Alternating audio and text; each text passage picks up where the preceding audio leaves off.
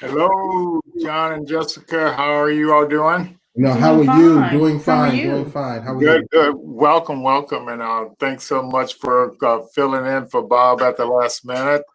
Yeah, I definitely appreciate it. And so, it's always nice to, just stop and have a conversation and share our stories sometimes. So I appreciate you all coming on to do that. Mhm. And I'll start off with just letting you kind of each of you introduce yourself briefly, and then I want to talk about how we met and all that kind of good stuff. Good, good, good, good. Good, Doc. Okay, well, my name is Dr. Jessica Griffin. I am the co-founder and president of Eduosity. John and I have several other companies, but we've been in partnership since 2009, I think. And we came together from the Soft Skills Training Institute of Florida. And from there, we kind of just launched our education and training companies and been working diligently ever since. Absolutely. Okay, yeah, we'll dig a little deeper into that in a minute. Okay, And go ahead. I'm John Rigsby. I am also the co-founder and the CEO of Eduosity. And as Dr. Griffin said, we are an education technology firm. Fantastic, fantastic. So I think we have to go a ways back to kind of John, when you and I first met. I don't remember the day or anything, but I do remember I was living in Okaloosa County, and I used to come over here to network at the Black Chamber events. I think that's when we kind of first met and found out we were fraternity brothers and stuff like that. Absolutely. It was. That was a great time because that was a time of a lot of growth. Yes. And expansion. Yeah, it was. Yeah, that's good. And so do you remember how it went when I guess Robin got an office over here in Belmont Creek? Do you remember back then? Oh yeah, I do remember that. I remember taking you into one of my offices and showing you some of the things that I was putting together, and I was telling you, I said, where is Robin? I need Robin. I need to see if she'll do some training for me. Okay. And you said, yeah, I'm gonna have her over here next week. Yeah, come and see her next week. Yeah. Well, like how I found out about this building over here was we were doing the first Friday networking over in Fort Walton, and I think Tony Brown was over with and telling me about this building over here. So I was off work that following Monday, so I came over here. I think it was one of the holidays or something. And so we started thinking about it. But I remember specifically asking you and Oliver to kind of look out for Robin, and since she was setting up over here, and I think you ended up hiring her to do some training for your company. Absolutely. Incidentally, that's the way that I met Dr. Griffin as well. Because I remember saying to Robin at the time, I said, well, Robin, you're gonna do this training, but I need you to get someone to help you with the training. And Robin said to me, I remember her saying, I got the perfect person. I got it, John. I'm gonna take care of it. Okay. Yeah, the rest has been history. Yeah. So, but that's sometimes it's good for people, the audience to learn about the journeys. And Robin and I, we do the Pensacola network, so we know the importance of networking. Absolutely. And so, you see how just that event. So a lot has happened since Tony told me about this location over here. It's almost you can't even measure all the things that have happened. Now we got this nonprofit, and we're doing this startup on the blocks thing. Right. So it's just amazing, just from one conversation, how something can kind of grow so big. Yeah, it really is amazing, Lloyd. There are so many little bitty stories in the middle of everything that we're talking about. But there are some key areas that I think stand out to me over these last 10, 12 years. You know, I think one of them was, of course, with Robin coming into the building. Yes. And the ever expansion of the network and the ability to network with others who are small business owners, and really everybody's kind of striving to make things happen. So there's a kind of built-in encouragement. It is. In fact, you remember Robin used to host those, I think it was monthly meetings, and we used to all go to the conference room and talk about our businesses. That was a great thing, because it really helped encourage individuals that were startups to really get assistance and mentorship in a very intimate way. Yes. It was really a great opportunity for us as new business owners. Yes, that's right. That's right. So that's exactly right. So like, so you all have this startup called Edgeosity, and that's kind of like a mouthful in itself. Right. We one of the things that I've learned is, kind of get into the creative space, and you work hard to stay in the creative space. Yes. Okay. And Edgeosity is a byproduct of staying in that creative space. So as we talked about earlier, we also own the Soft Skills Training Institute of Florida. And from some time ago, even back when Robin and Jessica were training for Career Source, so it used to be called Escarosa back then. When they were training, we were doing these small booklets and resources for those classes. And as a byproduct of doing those and conversations that you and I were having back during that time, that's how we created our first ebooks. Yes. Our first ebooks were created as a byproduct of that continual networking, relationship building, and otherwise. Lord helped us. And Lord, you did it. You remember you did the helped first us one. create the first. Yeah. So like to kind of give the audience some context, and we'll continue on this story. But so what is Edgeosity, and and what problem is it's solving? And then what I want to do is I want to go back to kind of talk about how you all came to the point of launching that Edgeosity, and how you identified what the problem was. Well, I mean, Edgeosity is an education technology firm, and we found Edgeosity around the idea of creating a nuanced approach to educating and training within urban communities, in particular Black communities. Yes. We'd seen a lot of the backdrop of failure amongst African American students to obtain the fundamental concepts that undergird learning, which is where you see a lot of the drop off. Kids do well up to a certain age, and then to a certain grade level, and then all of a sudden, boom, they're dropping off. We'd run across quite a number of students who had high school diplomas, but who were functionally illiterate. That was a problem for us. So our deal was simple. Let us figure out how we can create a product that deals with the multicultural learning element, which we knew Black teachers were really, really not available in many of the major subject areas for students. So students weren't getting the kind of reflective and kind of intrinsic value from learning that I received when I was young, because I am who I am because I had loving, caring teachers that looked like me, right, and who would not let me fail. Okay. So, but we had to do that from an environment that said, hey, I realize what the future is going to hold, and what the future is going to be is a lot of online learning. Okay. So we needed to be thinking about how can we develop a product that actually answers some of the issues of teaching, educating, training, but also could be fun and interactive and engaging. And that's how we came up with the first idea for why we created Edgeosity. And I also wanted to interject that Edgeosity, our content or our micro content courses, and John will talk a little bit more in depth about our product, but it also focuses on micro learning and culture.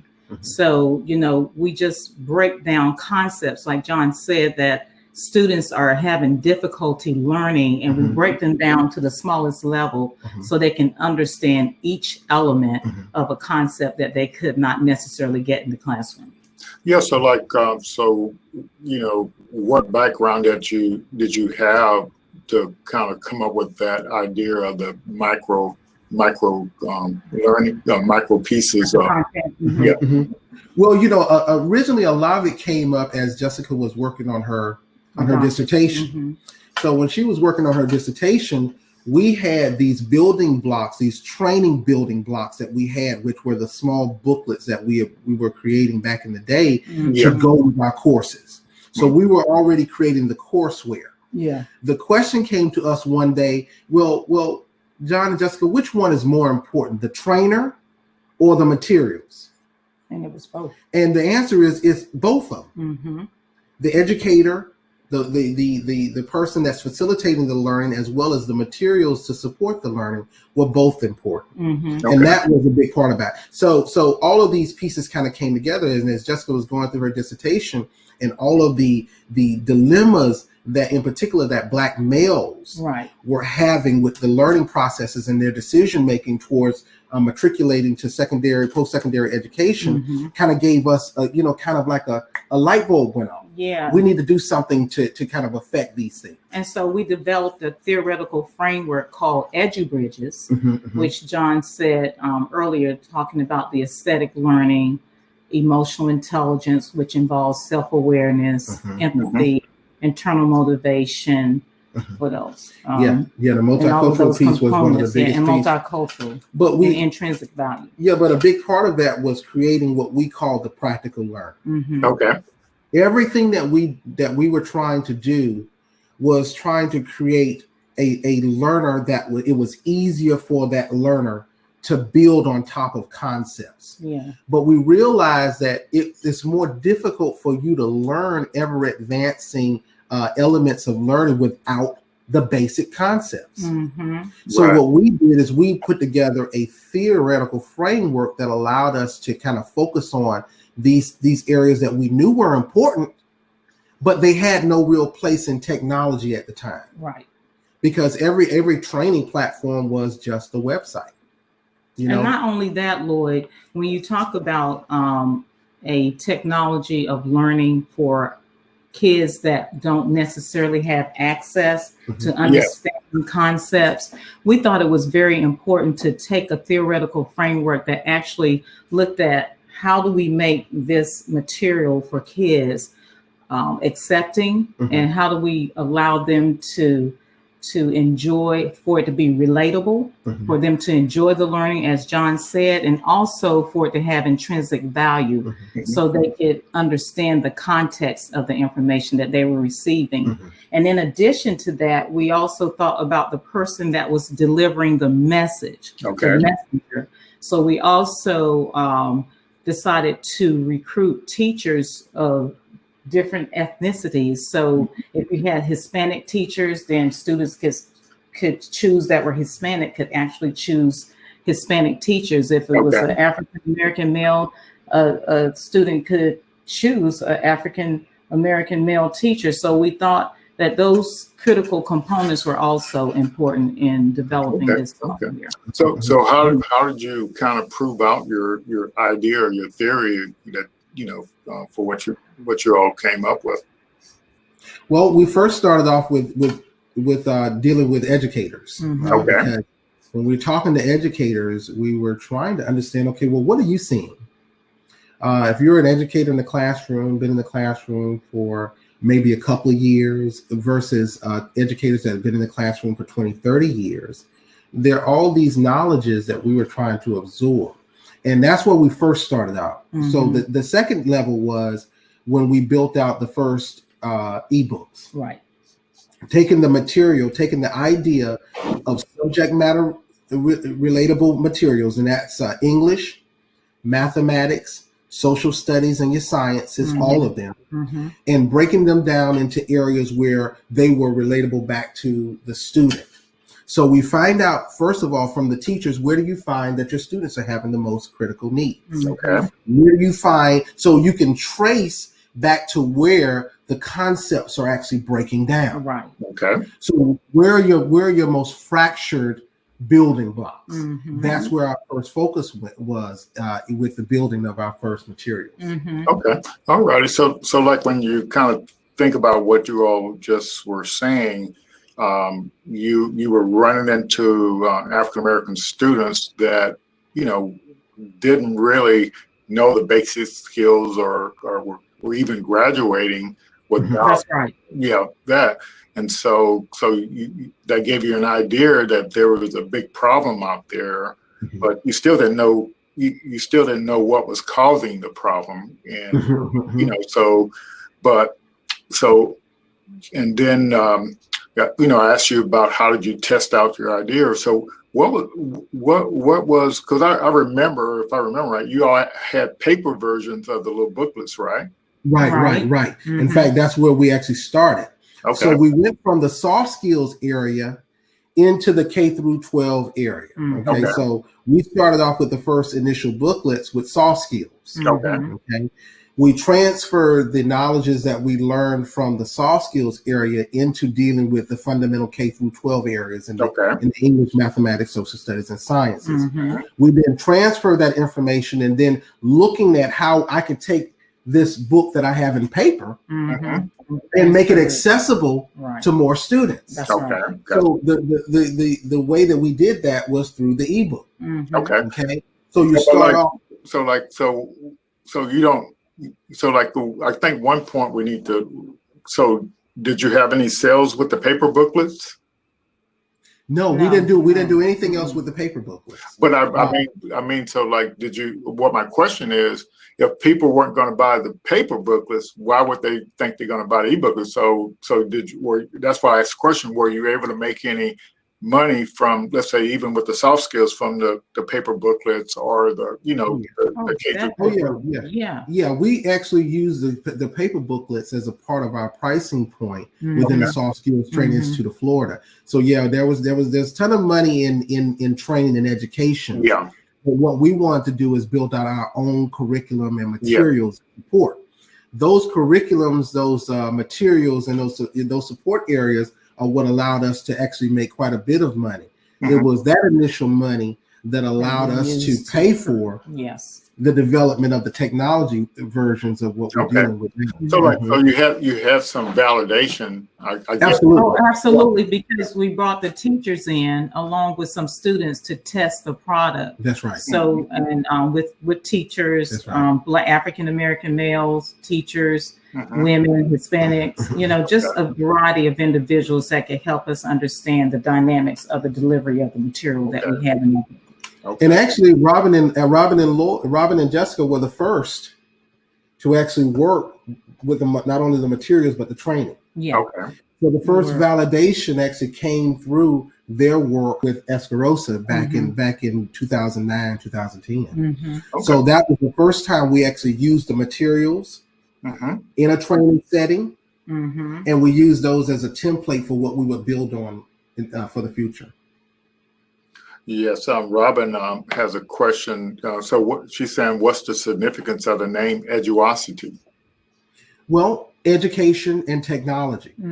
So what we did is, we were trying to combine the idea of the city, in fact, the urban space, as well as the education, because our focus is on trying to figure out how it is that we can reformulate strategies on urban education.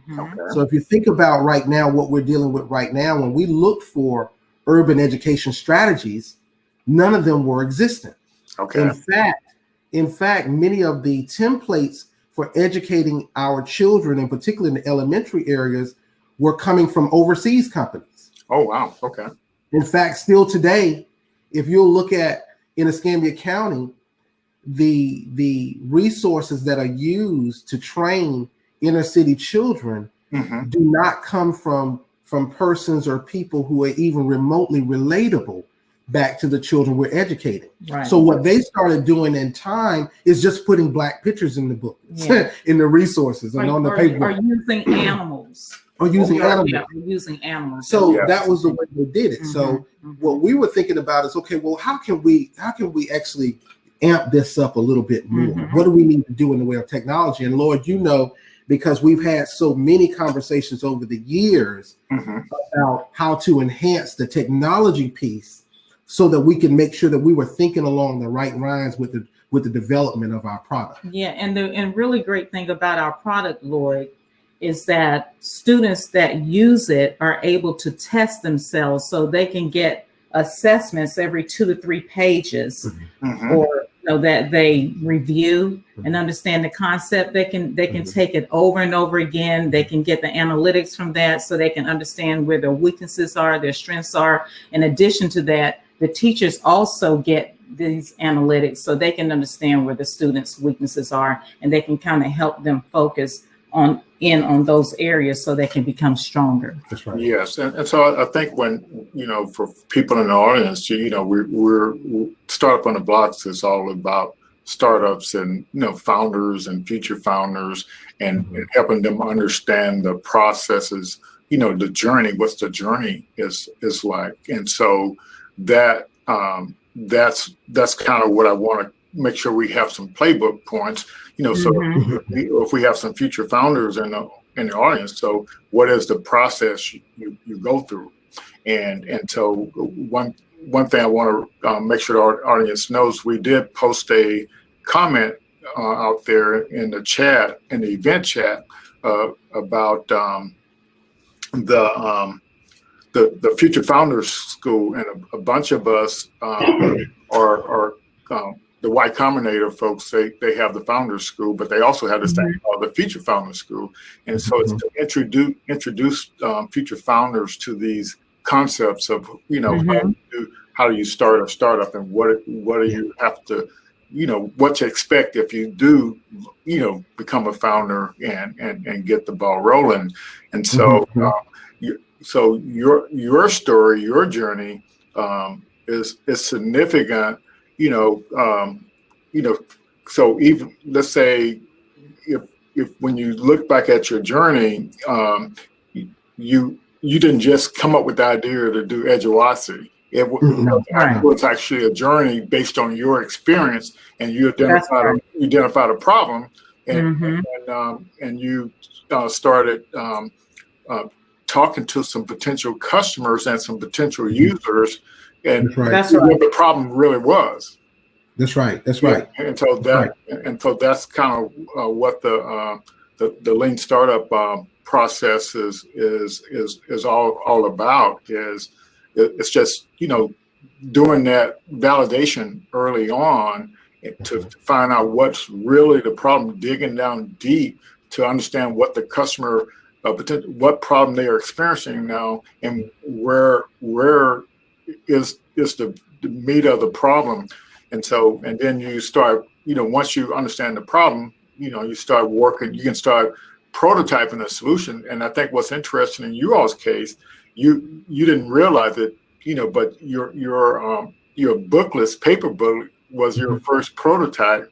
That's right. Low fidelity prototype, but what That's right. the ultimate solution would be.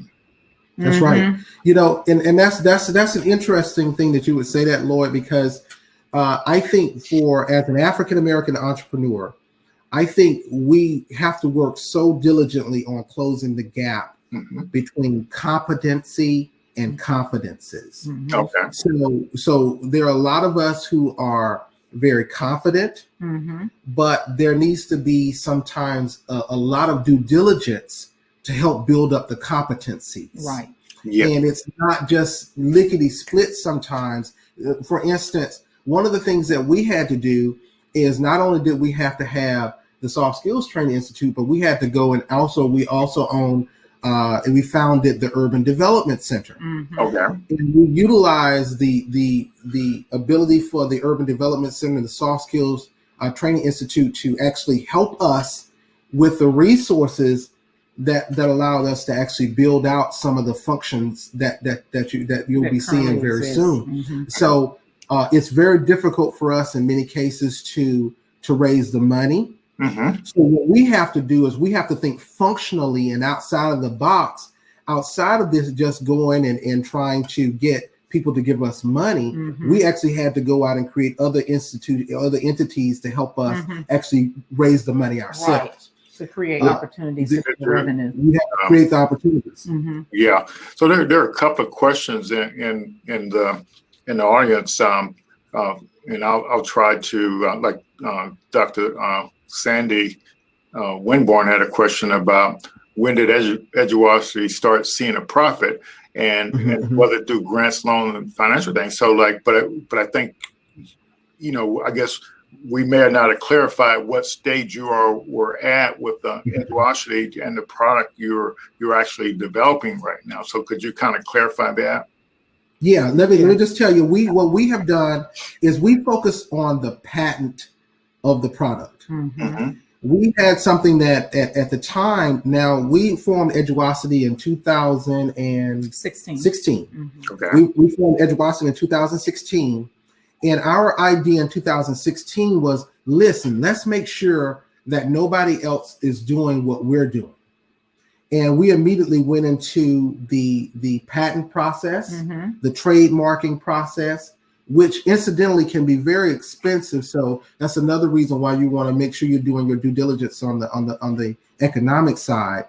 But what we did from there is that we connected with teams that could help us actually build out our MVP. Right. Our MVP is what is called your minimum viable product. That's right. And from the minimum viable product, we are not expecting to actually be revenue producing until the fall of 2021.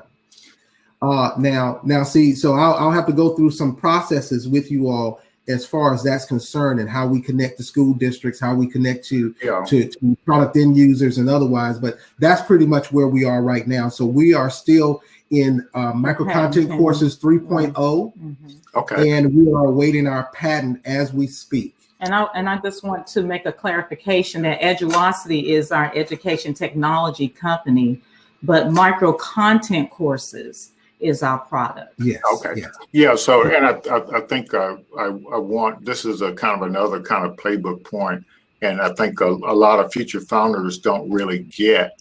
So, so once you start working on an idea to solve a problem, you become a founder. And so let me clarify that a little bit. So if you identify a problem, and start engaging with potential customers and trying to figure out how to solve the problem, you become a founder.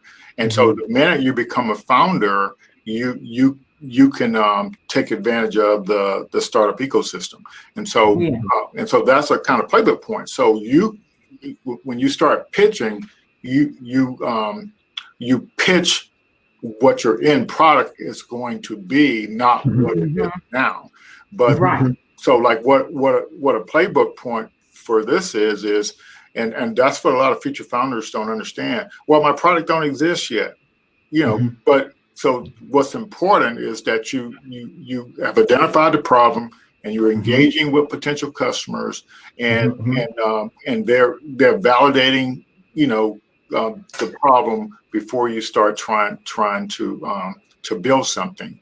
And the purpose of the startup ecosystem is to kind of help you every step of the way, from your idea, to working on your coming up with a concept for a solution, and doing a low fidelity prototype, i.e., in your case, printed booklets, and now you're working on electronic version of that can scale out to a lot of users. And so, and I think what I hear you saying also is that you took an approach, because typically to spend some upfront money, but typically in the lean startup methodology, you spend as least money as possible, and you just keep engaging with customers, keep pitching your idea, and then funding comes from that. And then they have these pre-accelerator programs that give you services. So like for example, like in your case, I'm not sure where you are gonna host your application at, but like for example, the site f6s.com, if you go on that site and build up a profile, your personal profiles, and then build up your Edgeosity profile. And then, so the minute you do that, just by being a member of that site, no accelerated program or anything, then you can apply to Google for cloud credits. You can apply for AWS for cloud credits. You can apply to IBM for cloud credits. And, and so like, for example, AWS on that one site, you could get $30,000 worth of cloud credits to host your application. Yeah. And so that's interesting, Lord, because there's so many different little pieces to this puzzle. A few weeks ago, Lord, you remember you and I were talking, and we were talking about customers. Yes. And we were talking about valuation, company valuation, because one of the things that Jessica and I had not done is we had not pitched our idea to any investors. Yes.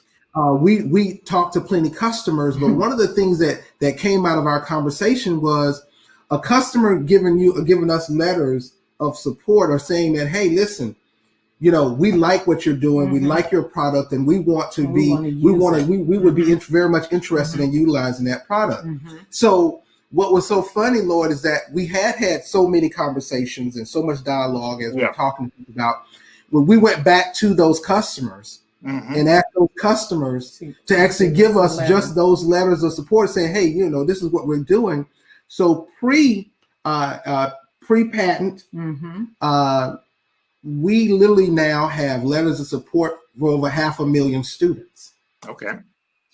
And we're hoping to get some letters now from one of the school partners, for one of the turnaround school partners that we had, that could add an additional 700,000 students to our support chain. Okay. So with that being said, because of the information that you've given us, it now has expanded us and put us in a position where we're walking through the door even before the product launches with potentially 1.4 million students who could possibly utilize our products. Yes. Now, what does that mean? What does that mean for us? Well, what does that mean for us is that we already know that at this point, our product is going to be between $350 and $500 per FTE. Yes. This is what we know. And we know that if FTE stands for full-time equivalent. Yeah, this is for students who are in school. The school system. In other words, right. And we know based on just the letters of support in the last 3 weeks, because I think it's been about 3 weeks to a month since we talked. Okay. And had that conversation. We're right now at a point where we could be looking at quite a significant level of resources that come into the country. I won't get into the numbers in that respect, but it could be just that easy, or just that. I wouldn't call it easy because we're talking years of investment here. Yeah. We're talking years of investment, and our upfront investment from us has been well over $500,000 in counting. Yes. Okay. So that's not easy because it's very difficult. But one of the things by funding our own product, we own 100% of everything that we have. Okay. So whether it's the company or the patents, the trademarks, or everything else associated with the company, we own 100% of it. And that gives us a significant amount of control, in particular as it pertains to not only how we utilize our product, but also our licensing potential. That's right. Okay. So you all chose to kind of bootstrap your idea yourself and use money you had made in order to do your product. That's right. Yes, that's other companies and stuff. So that's a definitely excellent playbook strategy as well. So we have a couple of questions in the audience. So Vercel has looks like 3 questions here. If Edgeosity is formed based on education and technology, will you create an iTechWays course offering focused on the emerging technologies similar to iMathWays, as minority students really need a jump start on emerging technologies? It's kind of a long question, but yeah, I understand exactly what he's saying. Actually, we've already created a contextual kind of reference point for for teachers and administrators who are already looking into our product, because we had to create that. One of the things that we did last year, and I know, Lord, you remember this, we brought in our technology team from California. Yes. And when we brought in our technology company from California, who was actually going to be the people who were going to build our product. Yes. But one of the other elements about it, we are pretty much non-technical founders. Yes. So our focus was on the business side of it, even though we were just thinking creatively and being mentally agile as it pertains to how do we solve a problem that we know is affecting our community. Yes. So with that being said, we actually had to engage a technology partner to actually build out our next level of software. Yes. That technology partner, because of the kind of technology partner they actually built out the initial elements of just what you're talking about for not only iMathways, but also our I Speak Sense. Yeah. So so that's and getting into the product itself.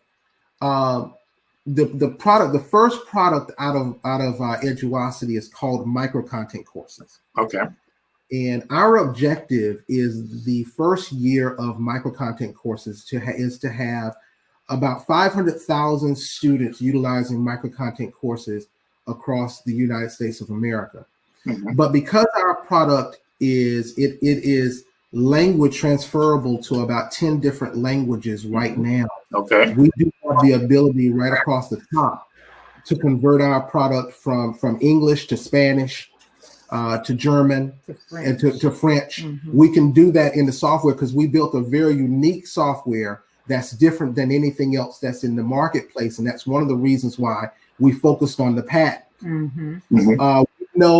knew on the front side, we could not compete with Google and Amazon Education and others, Schoolology, all these other companies that were in the education marketplace, but they weren't doing what we were doing. So the only way to secure it without putting the idea out there and then having them create something faster than we could, because we were bootstrapping everything, was to focus on the patent. Okay, I got you. Yes. That's why we did things the way that we did it. Okay, good. So let's say Verso has another question. How many students have you assisted since starting Edgeosity? Oh man, well, with when it comes to the resources, the actual resources, we've trained hundreds of students. In fact, during the summer, with our courses that we actually have trained probably over the last, we probably trained about 300 or 400 kids a summer. I would say not including what we do during the year. Okay. But during the summer, maybe a total of about 1,500 kids. Yeah, about 1,500 kids. Yeah, okay, yeah. Okay. A lot of kids we work with anyway through our companies. Okay, all right. So let's get to the next question. What metrics do you use with the students to determine success? A standard ABC metric or something else more imaginative? No. We do a pre and post test. We start with the pre and post test, absolutely. But I think at the end of the day, what we did is that it wasn't you have to have a 80% proficiency, right? Okay. In order to graduate from one micro content course to the next, because everything is built on a set of building blocks. So now we're talking about hundreds of micro content courses. Okay, we're not talking about just a few courses. Okay. And our system is very advanced. So most people, when they first see micro content courses, they're going to probably be blown away, primarily with its simplicity, but it's anything but simplistic. And we've had other founders, other technology people say to us, well, what was the guy say to us? I can't believe nobody else has done this that you all are doing. Didn't come up with this idea. Yeah. And the reality is that even with all the large scale education companies that are in this world, nobody else came up with what we did, because we remember now our focus was on the aesthetic, and we wanted to make sure the aesthetic piece was good, but also the mobility. But we knew the technology piece had to be there because kids were going to be learning online. Yes. Pre-pandemic now, this is pre-pandemic. We knew that even in the classroom in major metropolitan areas, teachers were assigning students to learn virtually. Okay, gotcha. So we already knew that, but we knew as time went by, more students would be turned toward the virtual environment. And lo and behold, virtual schools came out and all these other elements. But everything is just the website. Okay. Every last platform that you can turn to right now, except for ours. Ours is not a except for us. So I see another question here. How many students do you help that have been bullied, and what do you think of the bullying issue in schools? That's Carlos has that question. Well, we haven't necessarily addressed that. Yeah, we haven't addressed that. Now, in our base courses. Now, I'll tell you, we're going back to soft skills. We focus significantly on the areas of bullying. Yeah. Okay. With micro content courses and in the K through 12, it is strictly subject driven. Subject area driven. Gotcha. Yeah, content driven. And Robin has a question: how has technology influenced how teachers are trained in undergraduate and graduate schools to ensure there is equity in how content is delivered, especially now that there is more remote and virtual learning? Well, that's funny because Jess is actually teaching a class at the university about this area. So and right now, what I can say on the post-secondary level, what we're doing is curriculum instruction. Okay. So we're actually designing curriculum so students can take advantage of understanding the different technologies that are available. For example, we use something called Canvas at the University of West Florida, where I'm currently teaching. And in Canvas, you're able to not only test your students, but you can have conversations with your classmates and getting some understanding of a different concept or a topic. You can also engage other instructors or guest instructors to also interject on different concepts that are being introduced. So there's a myriad of methods that are available now through Canvas. And like John said, that's on the post-secondary level. Yes. Okay. So yeah, that sounds good. So I want to bring up a couple of points as it relates to startup and the startup journey. Just before we were answering the questions, you talked about the support letters, etc. And so, in the startup arena, that's called traction.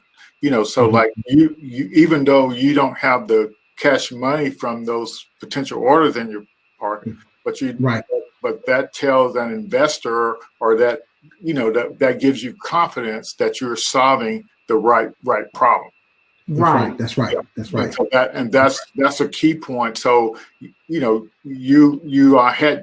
say you use some of your own money to bootstrap it from other things, but as far as Eduosity is concerned, that those letters is worth over $1 million or so worth of business. And so I can guarantee you, just based on that, you could get in any accelerator in the country just based on that kind of traction. Even though your product is not built yet, you could actually that's still traction.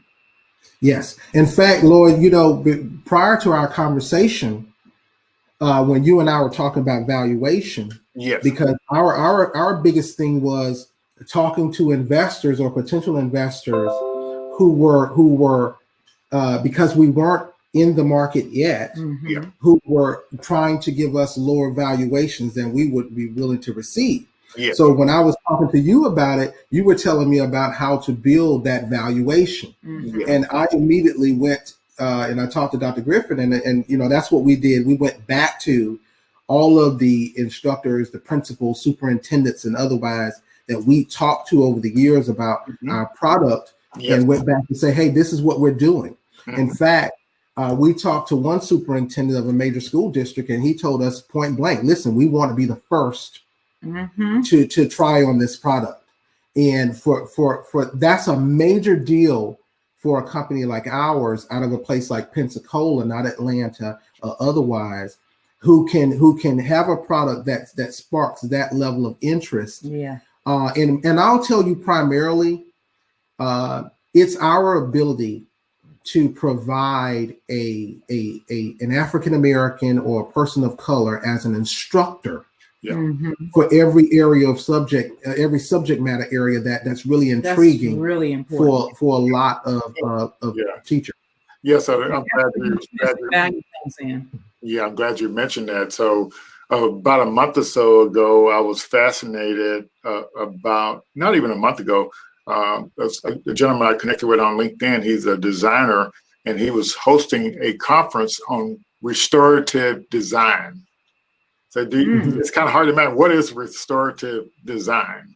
And so it's all about, so traditional coursework and materials is presented in the school system for European, white people. So there's so like, so how can you create something that a person of color can connect to?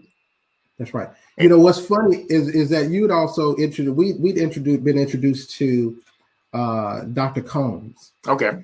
And Dr. Combs in turn introduced us to a brother who was actually going through the student process, and he'd come by our office, and he has a program out of Tennessee. Okay. That's all about creating the Black male teachers for the future. Okay. So his entire program and project is about engagement of authorities like that in your project development is essential, especially for somebody like us. But what we found is if you do your due diligence, certain things will align, and they have aligned for us. And that's where our due diligences have come from. Now, it takes a significant amount of patience. Yes. It really, really does, because if you think about us, we will be 3 years into our patent, I think, on the 16th of this month. Yeah.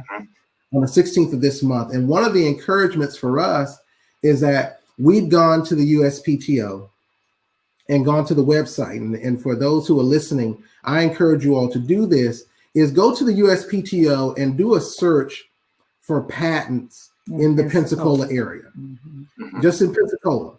And look at the patents that have been filed and that are owned by persons from the Pensacola area. I think it would be really inspirational for a lot of people. But look at the areas, the type of patents, and many of these patents are being used on the worldwide and national stage. They're coming right out of Pensacola that many of us don't know anything about.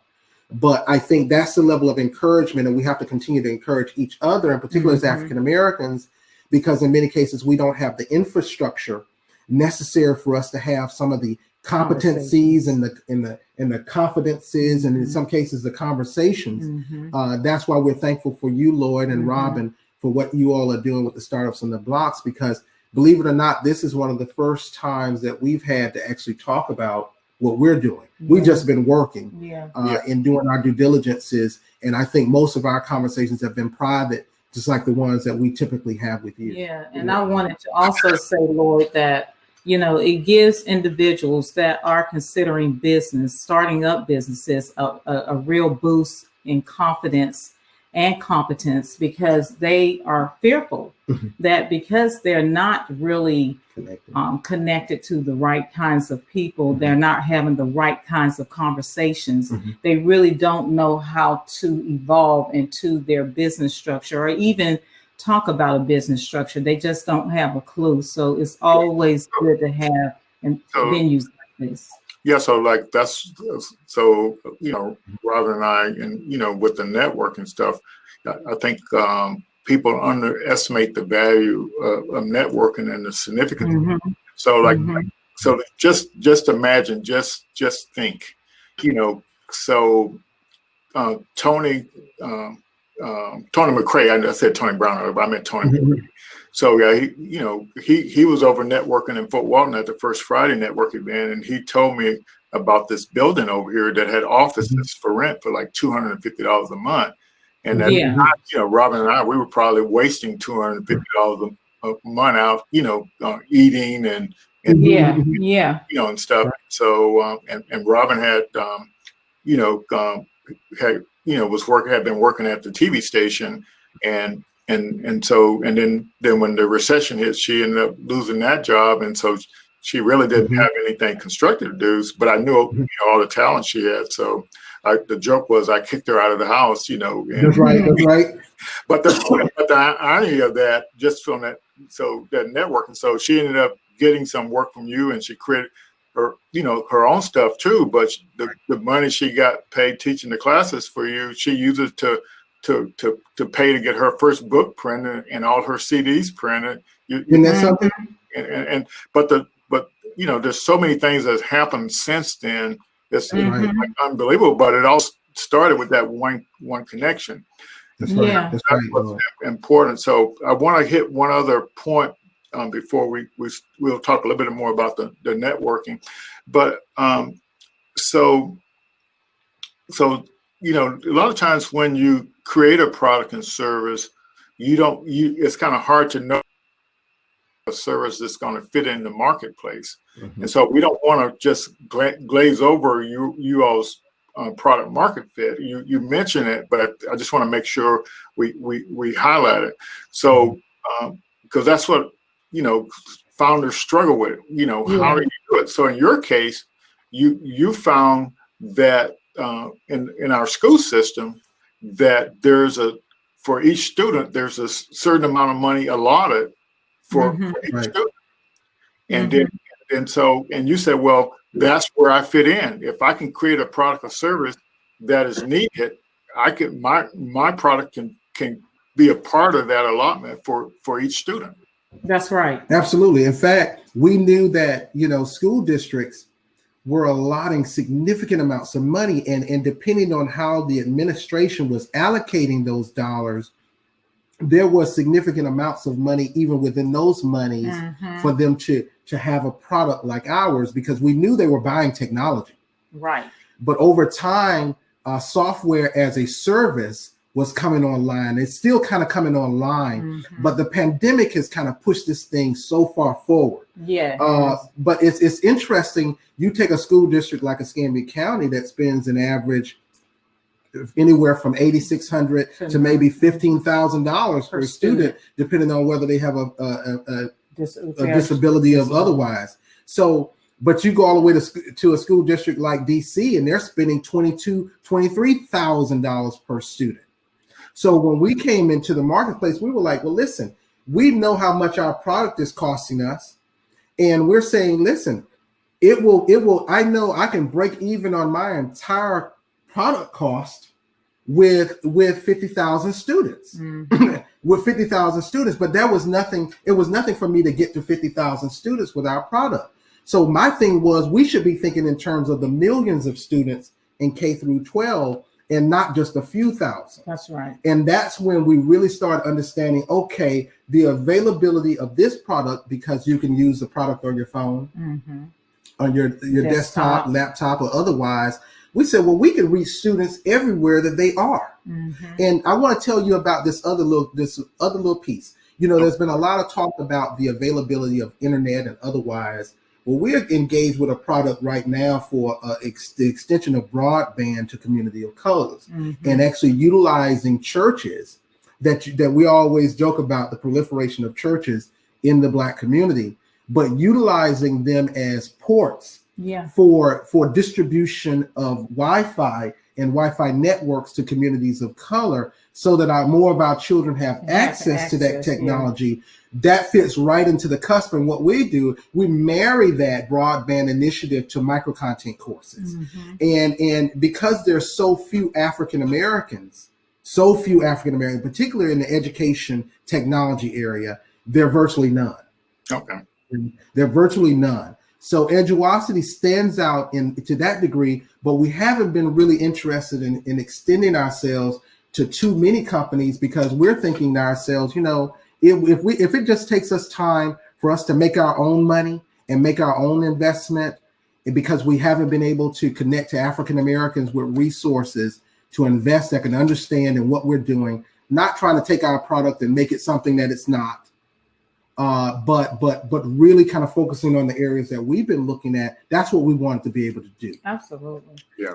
So that's what we are doing. I think we, covered a lot of playbook points for a person that's thinking about becoming a founder, or maybe they already have their startup, and so the key thing is what you all did. I don't know if I can remember it all, but it sounds like you were out, John, you were out there and doing the soft skills, and you ended up meeting Robin and Jessica that was doing some training, and I think I'll say a funny thing about that. I remember Robin, bringing these love letters, love cards home from the students.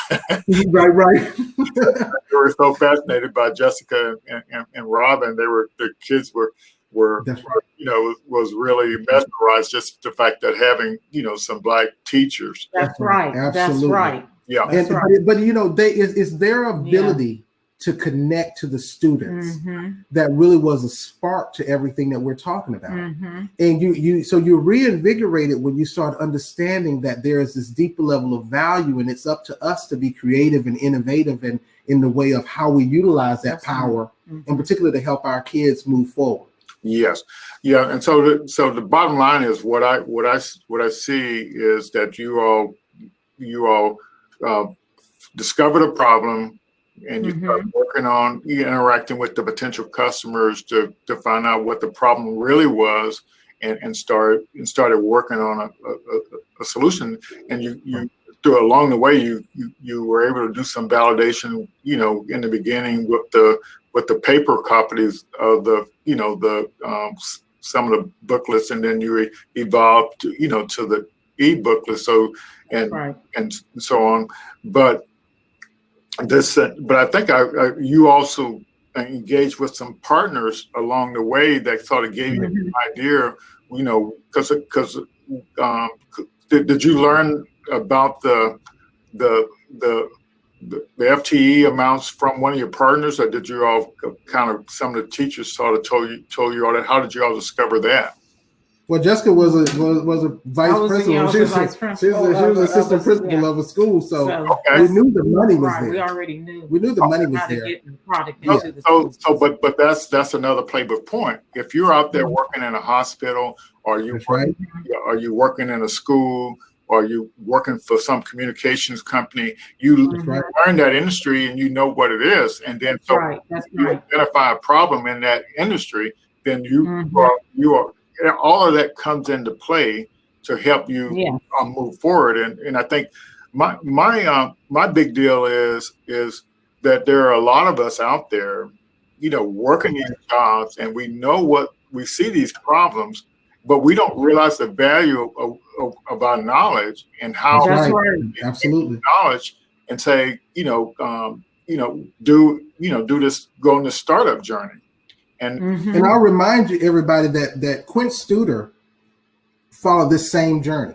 Okay. So when we look at the vast amount of wealth that Quint has been able to accumulate, but also what he's been able to do with that wealth, it should encourage more of us, because he too was working in the hospital. Yes. Knew how it works, knew how the funding worked. Yes. Saw the problem, and he created the tool to help solve the problem. That's right. So that's just another part of that template that's out there for us. And so that's what the startup ecosystem is all about. That's why. So when an investor, that's why they put so much weight on the team. The founders and the team, is if they want to know if they understand that problem and understand, because that makes all the difference in the world. So that's kind of like another playbook point. You bring validity to your startup, because you are been working in the arena, and you know what the deal is. Absolutely. And we can show our due diligence for the product that we've created. Yes, that's fantastic. So is there anything else you all want to leave the audience with before we close out?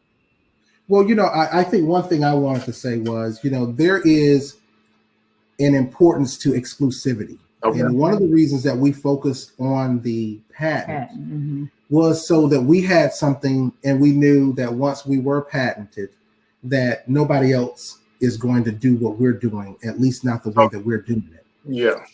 Yeah. So that was very, so if you do have something that is patentable, yes, I would suggest you move forward, save your coins the way we did, put the money together and invest in yourself, because there's probably no better investment than investing in yourself. Yeah. And that's also for your trademarks as well. Okay. So and also, Lloyd, I wanted to say that if there's anyone out there that is interested in additional conversations, John and I are more than happy to sit down and have a conversation with them and help them along the way. Absolutely. We mentor people all the time. That's right. Fantastic. And so so one of our objective is to get these people like Quinn Studer was many years ago, working in a company, and start to work on the idea. And like you all were out there working, and then you discovered this problem, and so you stepped into this arena to start developing a solution. So Startup on the Block. So we are real close to launching our pitch competition, and it's for future founders and founders of color. And so the event will be on the third Thursday in December. So and the idea is we want people to start thinking about problems that they experience at work or experienced at the company they run. And we want them to start working on an idea, which was another thing about you all's product. You all found out that it actually, schools are all over and they pay per student, on that. Yeah. If you create a product, and all you need to do is build it in a way that it can scale out to all those users. So this idea of this pitch competition is that you want to come up with have an idea or a problem, that has the potential of scaling out to a lot of users. Right. Yeah. That's right. That's kind of the logic behind that. And so that's the key thing for stepping into the ecosystem, as Vercel would say, is when you step into the ecosystem, you're going to work on a problem to solve a problem, but your solution is going to scale to a lot of users. And that's what, when you got that kind of a formula, then you can get help like these pitch competitions, like, that's right. Like the G Beta program, our local G Beta program down there. It's just so many programs, and you all are participating in mentoring programs for startups and stuff. So there's just so many resources out there, and that's what I would like to leave everybody with. So John and Jessica, I want to thank you all for stepping in, and you absolutely. We were happy to do so. Yeah, appreciate you all coming on. So we'll see everyone next week. Next Thursday, and we'll I think since you all emphasized the patent stuff, Robin put a deal there, but we'll also find the link because for startups, a lot of people don't realize they're at some locations in the United States, they offer a service for founders to file their patent for, and so there's resources out there like that as well. And so the idea is if you step into this ecosystem, there's so many resources out there, and you never know what's out there. So you step in and you learn. And that's right. So thanks again, and we'll see you all next week. All right, bye-bye. Thank you, Lloyd. Thank you. Good night, everybody.